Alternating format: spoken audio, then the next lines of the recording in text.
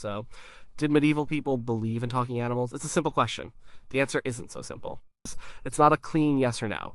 The truth is, it depends on who you asked and what you were talking about.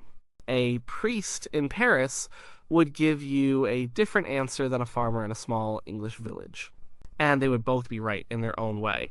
To get at the real answer, we have to understand their world. It was a world full of stories. Stories were everywhere. They came from the Bible, they came from old Roman and Greek books, and they came from grandmothers telling tales by the fire. Many of these stories had talking animals. It was just a normal part of storytelling. Let's start with the most important book of all, the Bible. Every person in medieval Europe, from a king to a beggar, knew stories from the Bible. And two of the most famous stories involved animals that talked. The first one everyone knew was the serpent in the Garden of Eden. The snake talks to Eve. It convinces her to eat the forbidden fruit. This wasn't just any story.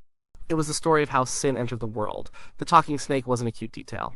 It was the devil in disguise. So, right from the start, a talking animal was linked to the most powerful forces in the universe, good and evil. It was a supernatural event. Then there was the story of Balaam's donkey. Balaam is a prophet, and he's on his way to curse the Israelites. An angel blocks his path, but only his donkey can see it. Balaam gets angry and starts hitting the donkey for stopping.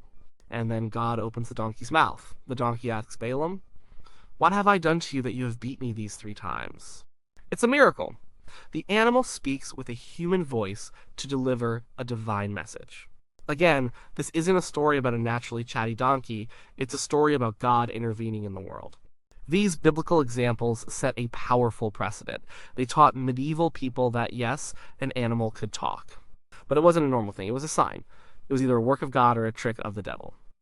It was a miracle or a demonic possession. This idea shaped everything. It created a framework for how they thought about such strange events. Besides the Bible, there were the old stories from before Christianity. The tales of the Greeks and Romans were still being read, at least by educated people. The Aesop's fables were incredibly popular. These were short stories with a moral at the end. A fox wants some grapes but can't reach them, so he decides they were probably sour anyway. A tortoise beats a hare in a race. In these stories, all the animals talk. They scheme, they boast, they complain, just like people. But did anyone think a real fox literally talked about grapes? Probably not. They understood the point. The animals were stand-ins for human types. The proud lion was a king. The sly fox was a trickster. The hard-working ant was a good peasant. The stories were about human nature. The talking was just a device to make the lesson clear and memorable. It was a way to talk about greed, pride, and foolishness without pointing fingers at your real-life neighbor. Everyone understood it was a kind of code. Then you had the vast world of folklore. These were the stories that weren't written down, at least not at first. They were passed from person to person, village to village. These tales were often darker and stranger. They came from a time before churches dominated every part of life. In these stories, the lines were much blurrier. A talking bird might be an enchanted princess. A wolf in the woods might be a werewolf or a forest spirit. The natural world was seen as a much more magical place. The woods just beyond the village weren't just trees, they were a different realm, a place where the normal rules didn't always apply. In this world of folklore, a talking animal wasn't necessarily a sign from God or the devil. It could just be part of the magic of the world. It was a sign that you had crossed a boundary into the supernatural. So, you had these 3 big streams of stories flowing into the medieval mind: the divine interventions of the Bible, the moral allegories of the fables, and the deep magic of folklore. All of them had talking animals, and all of them taught people to think about talking animals in different ways. It wasn't one single belief, but a whole collection of ideas living side by side. When we look at the books medieval people wrote and read, we see talking animals everywhere. But they were almost always used for a specific purpose. They were tools to teach a lesson, make a point, or poke fun at powerful people. This was especially true for the educated clergy and nobility, the people who could actually read and write. For them, a talking animal was a powerful symbol, not a biological reality. One of the most popular types of books in the Middle Ages was the bestiary. A bestiary was like an encyclopedia of animals, but it wasn't about science, it wasn't trying to describe what an animal was really like. No, it was about what an animal meant. Every animal, real or imaginary, was a symbol for a Christian idea. The book would describe the animal and then explain its moral or spiritual significance. Take the lion. A bestiary would say that the lioness gives birth to dead cubs. For 3 days, they lie lifeless. Then, the father lion comes and breathes in their faces, and they come to life. This, of course, has nothing to do with real lions. But it was a perfect symbol for Jesus Christ. Christ was dead for 3 days in the tomb. Then God the Father raised him from the dead. So the lion became a symbol of the resurrection.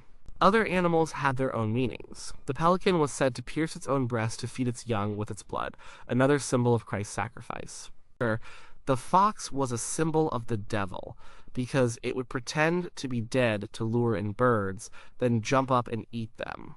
In this context, the voice of the animal was its symbolic meaning. The animal spoke through its nature, a nature completely invented to fit a Christian lesson.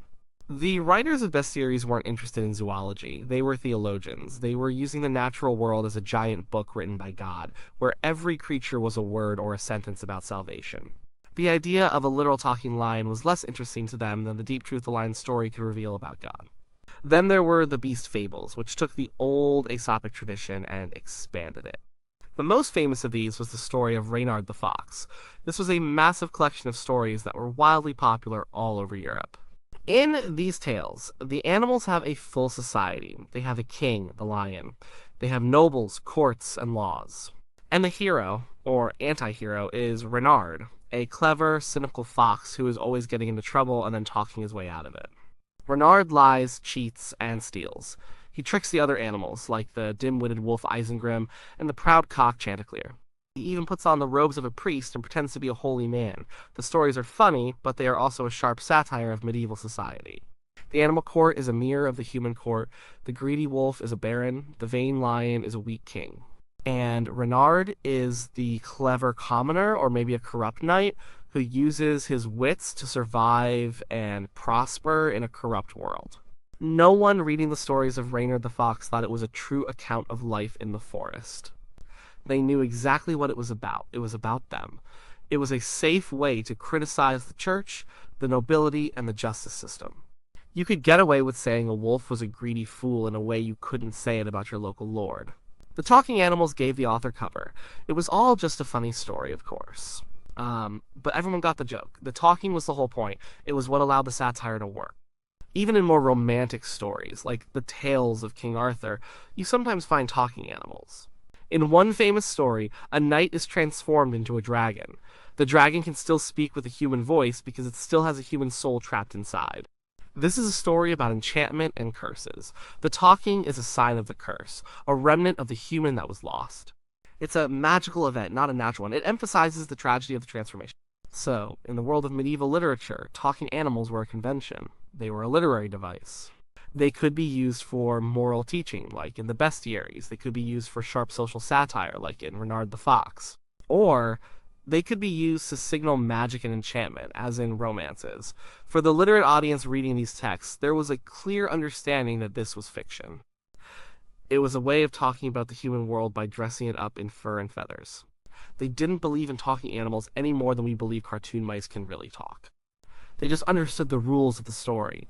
While stories and fables were understood as make-believe, there was one area where a talking animal might be taken very, very seriously. That was the world of religion and the supernatural. In a world guided by faith, the possibility of miracles was very real.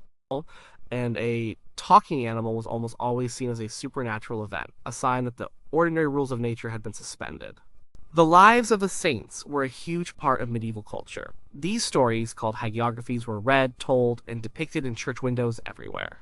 They were the superhero stories of the age, and many saints had a special connection with animals. This connection was a sign of their incredible holiness. It showed that they were so close to God that they could command nature itself. The most famous example, of course, is Saint Francis of Assisi. There are many stories about him and animals. He is said to have preached to a flock of birds, telling them to praise God. And the birds listened silently until he was done. He once made a pact with a wolf that was terrorizing the town of Gubbio. Francis went out, spoke to the wolf, and made a deal.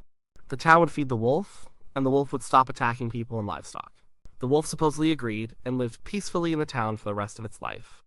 In these stories, the animals don't have long conversations, but there is a clear communication. It's a miracle. Francis's holiness restores a piece of the harmony that existed in the Garden of Eden before the fall of man. Adam could command the animals, and so can a man as pure as Francis. The communication is a sign of God's grace working through the saint. People believed these stories not because they thought wolves were naturally reasonable, but because they believed in the power of saints to perform miracles. There were many other saints with similar stories. Saint Cuthbert was said to have otters come out of the sea to warm his feet after he prayed all night in the cold water. The Saint Columba supposedly commanded a monster in Loch Ness to leave a man alone. In all these cases, the animal's behavior is a response to the saint's power. The communication is one way, from the saint to the animal, or it is a simple, miraculous act. It proves the saint's special status, but there was a darker side to this belief. If God could make an animal speak or act in a miraculous way, so could the devil. The serpent in Eden was the ultimate example. It wasn't just a snake, it was Satan himself, using the snake as a puppet. This idea was very powerful. Any animal that acted too strangely or seemed too intelligent could be viewed with suspicion. A talking animal that wasn't part of a holy miracle was almost certainly demonic. It could be a demon in disguise trying to trick or tempt a person. It could be a witch's familiar, an imp, or a demon given to a witch by the devil to help her do evil magic. The idea of the familiar became much more common in the later Middle Ages and into the early modern period, but its roots are in this older belief.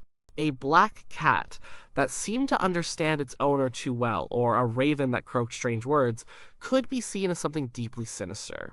So, for the medieval person, the question wasn't, can animals talk? The question was, whose power is making it talk? If a holy hermit in the desert had a conversation with a lion, it was a miracle from God.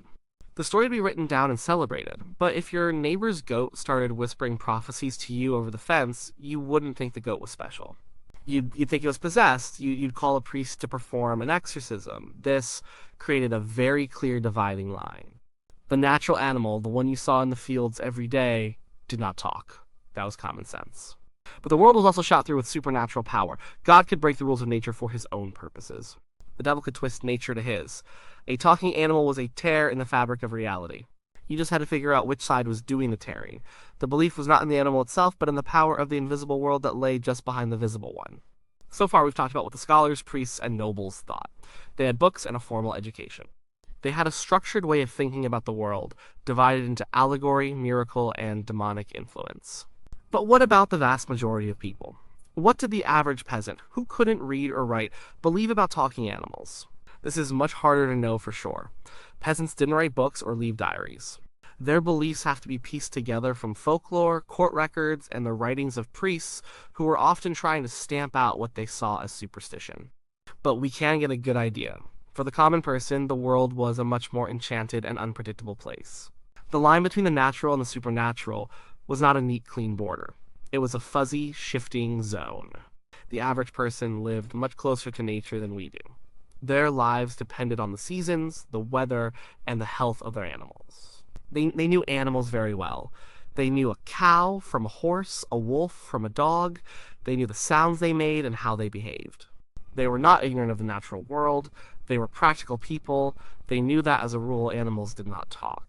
But they also lived in a world filled with stories that said otherwise. These were the old tales, the ones that had been told for centuries. Stories about magic wells, enchanted forests, and spirits that lived in rivers and trees. In this world of folklore, transformation was common. A handsome prince could be turned into a frog. A cruel stepmother could be a witch who talked to her crow. A talking animal wasn't necessarily a message from God or the devil. It was just part of the magic that saturated the world. Think about life in a small, isolated village. The forest that surrounded it was a source of wood and food, but it was also a dark and mysterious place. At night you would hear strange sounds. A fox's scream can sound eerily human.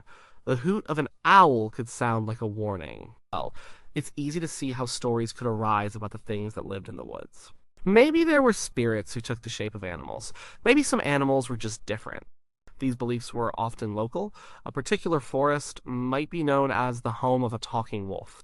A certain old pond might have a fish that could grant wishes if you caught it. These weren't universal truths like the Bible stories.